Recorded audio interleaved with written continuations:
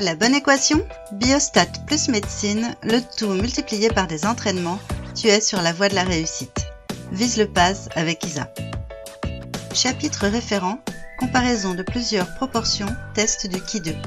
Voici 3 QCM issus des annales de première année de médecine. On utilise pour une étude épidémiologique les données d'un registre régional des accidents vasculaires cérébraux, AVC. En 2009, la population couverte par le registre était d'environ 150 000 habitants.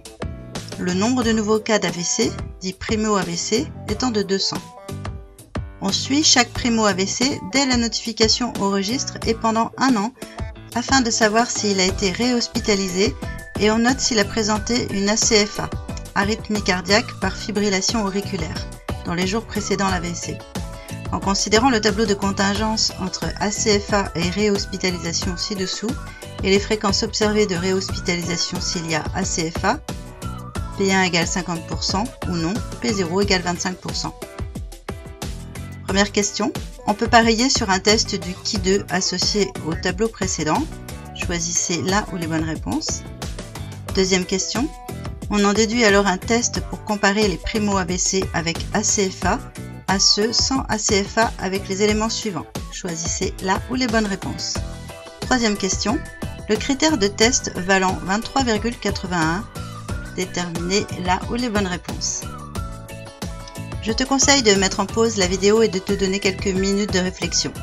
Dès que tu as tes propositions de réponse, appuie sur Play et profite de ma correction. Première question. Le test approprié à ce tableau est le test du Qui 2 d'indépendance. La proportion commune d'ACFA est égale à P égale N1 sur N1 plus N2, soit 100 sur 500, c'est-à-dire 0,2. Nous pouvons maintenant calculer les effectifs attendus sous H0. Parmi les réhospitalisations, on multiplie le nombre de personnes réhospitalisées par la proportion commune. A1 est égal à 50 plus 100, le tout fois 0,2, c'est-à-dire 150 fois 0,2, soit 30. C'est bien supérieur à 5. Et parmi les non réhospitalisés, on multiplie le nombre de personnes non réhospitalisées par la proportion commune. A2 est égal à 50 plus 300 fois 0,2, soit 350 fois 0,2, c'est-à-dire 70, qui lui aussi est bien supérieur à 5. On peut donc bien parier sur un test du Qui 2 avec la loi du Qui 2. La proposition A est fausse.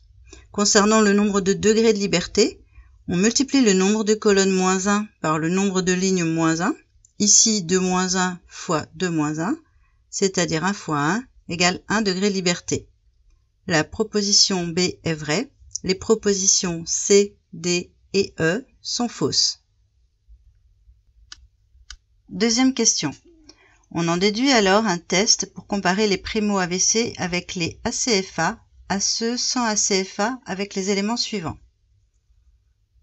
H0 est l'hypothèse que les proportions théoriques sont égales. La proposition A est vraie.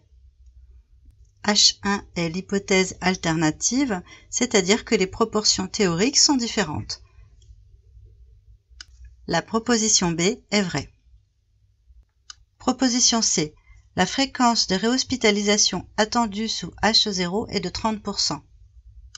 La fréquence de réhospitalisation attendue est égale au nombre de réhospitalisations divisé par le nombre de cas étudiés, c'est-à-dire 50 plus 100, le tout divisé par 500, soit 150 sur 500, je simplifie par 10, 15 sur 50, je peux diviser par 5, il me reste 3 dixièmes, c'est-à-dire 30%. La proposition C est vraie. Proposition D. L'effectif de réhospitalisation si ACFA attendu sous H0 est de 70. L'effectif de réhospitalisation si ACFA est égal à la fréquence de réhospitalisation multipliée par le nombre de cas ACFA, c'est-à-dire 0,3 fois 100, soit 30 personnes. La proposition D est fausse. Proposition E. L'effectif de réhospitalisation sans ACFA attendu sous H0 est de 120. L'effectif de réhospitalisation sans ACFA attendu est égal à la fréquence de réhospitalisation multipliée par le nombre de cas sans ACFA, c'est-à-dire 0,3 fois 400, soit 120. La proposition E est vraie. Troisième exercice. Le critère de test vaut 23,81. Nous devons comparer ce critère de test à la valeur seuil donnée par la table du Qui2 avec 1 degré de liberté au risque alpha de 0,05. La valeur seuil relevée dans le tableau est de 3,84. 23,81 est bien supérieur à 3,84. On rejette l'hypothèse H0.